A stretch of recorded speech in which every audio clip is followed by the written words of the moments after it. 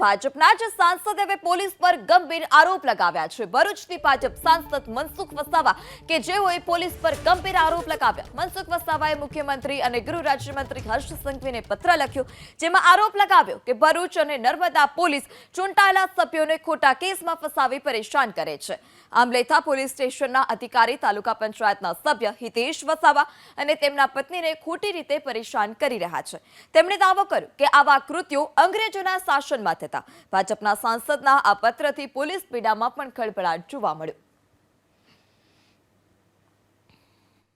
Bharatiya Janata party પારદર્શક માને છે, સુશાસનમાં માને છે અને પ્રજાને સુખ શાંતિ સલામતી માટે માને છે।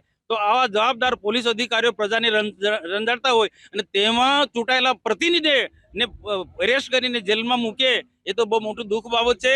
અહીંયા ઢોલારમાં આપણા હિતેશભાઈને જે જેલમાં મૂક્યો, કસ્ટડીમાં મૂક્યો, એ જ રીતના ભરૂચ જિલ્લામાં જિલ્લા પંચાયતની સભ્ય જે મહિલા છે એના ઘરમાં પોલીસ જાય, રેડ કરે અને કે તમે દારૂના ધંધા કરો છો, આમ કરો છો અને એના તઈ લગ્ન પ્રસંગ આ 16 તારીખે એની નાની બહેનના લગ્ન છે।